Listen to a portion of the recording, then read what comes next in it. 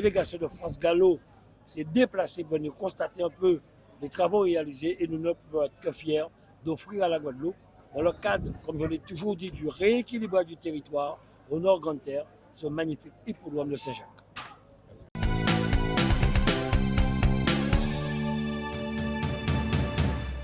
Nous sommes là pour inaugurer la première tranche des travaux réalisés dans le cadre de cet hippodrome qui mérite effectivement qu'on puisse la rénover, mettre aux normes internationales, et je dis bien internationales, avec 3 pistes. Là, nous venons d'inaugurer les box que nous avons livrés pour, je crois, 120 ou 150 box pour les chevaux, une centaine pour les propriétaires guadeloupéens et une vingtaine pour ceux qui sont de passage quand il y a des compétitions et des courses. Là, nous avons fini la piste. Aujourd'hui, il y aura plusieurs courses, 7 courses, dont un quintet. Et nous sommes en train d'achever juste derrière vous la tribune officielle. Mais nous avons voulu tenir cette compétition car si vous ne faites pas de course pendant 3 ans, on risque de perdre la licence. Nous étions obligés de le faire aujourd'hui, donc profitez pour faire cette inauguration. Alors, oui, nous sommes aussi à cœur, mais il faut quand même retenir que c'est une structure régionale et la région Guadeloupe aujourd'hui a ouvert officiellement le centre d'entraînement de Saint-Jacques, qui est un lieu d'activité qui va fonctionner de 365 jours pour l'entraînement et le bien-être des chevaux. À cette occasion aussi, il y a également la réouverture de l'homme avec comme point fort le Grand Prix qui va démarrer vers 15h30.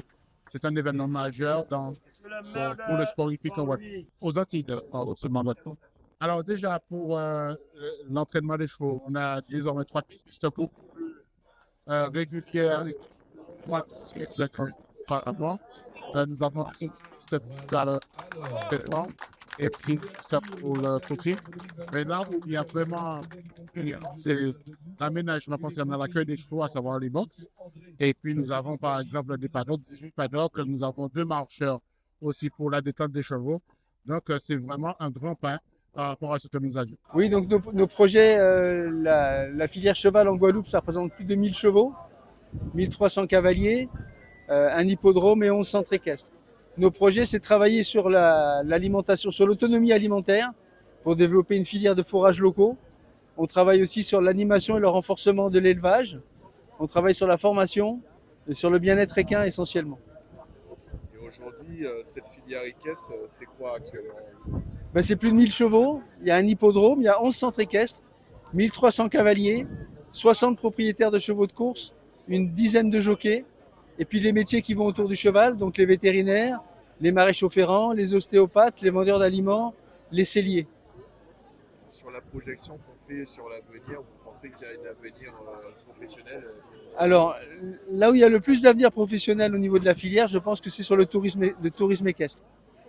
C'est une activité qui est relativement peu développée, alors que la Guadeloupe a un vrai potentiel, sans faire en sorte que les gens viennent en Guadeloupe pour faire une semaine de cheval, mais que les gens préparent leur voyage quand ils viennent en Guadeloupe pour faire 1 ou 2 jours de randonnée pour découvrir notre territoire dans le cadre d'un écotourisme avec un cheval. C'est un moment exceptionnel que d'assister aujourd'hui à l'ouverture de l'hippodrome d'Anse-Bertrand. Donc, nous allons assister à cette course. C'est une grande satisfaction aussi pour les professionnels du hippisme, des courses hippiques, notamment les éleveurs, les jockeys, le président des courses Karukira, mais aussi du maire d'Anse-Bertrand et des conseillers régionaux, du conseil régional, du président de la région, puisque c'est la région qui porte ce projet. Donc après plus de 2 ans, nous sommes très satisfaits que les choses reprennent et que ces activités vont ramener du monde, que ce soit sur le plan touristique, mais aussi sur le plan de la formation. Il faut penser à la formation des jockeys, de tous ceux qui tournent autour des courses hippiques, et puis développement aussi social, parce que ça va créer des emplois. Enfin bref, c'est tout un panel d'activités qui va se développer dans le Grand Terre, qui mérite une attention particulière parce que c'est encore une région vierge qui peut accueillir des projets, des investisseurs. Et puis c'est pour cela que nous sommes ici aujourd'hui, en espérant que les choses vont continuer dans le bon sens. Je tiens vraiment à remercier tous ceux qui ont travaillé pour faire avancer cet hippodrome sur 40 hectares, des travaux, 42 millions Je crois que sont investis ici 42 millions dans l'économie de la Guadeloupe pour les entreprises, pour les employés. Et je tiens à remercier vraiment le travail réalisé par M. Moustache qui est ici pour l'organisation de cette manifestation. Il a mission de suivre ces travaux.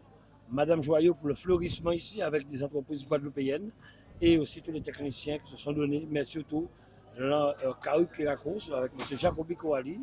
Et j'espère, comme je le disais à M. Nock, que les Guadeloupéens se mettront ensemble vraiment pour mettre une belle structure pour pouvoir gérer cet hippodrome. Il est clair que la région ne va pas gérer l'hippodrome. Il faudrait qu'il y ait une délégation de service public de manière à faire fonctionner convenablement cet hippodrome qui est actuellement le plus important de la Caraïbe, où la délégation de France Gallo s'est déplacée pour nous constater un peu les travaux réalisés et nous ne pouvons être que fiers d'offrir à la Guadeloupe, dans le cadre, comme je l'ai toujours dit, du rééquilibrage du territoire au Nord Grande Terre, ce magnifique hippodrome de Saint-Jacques.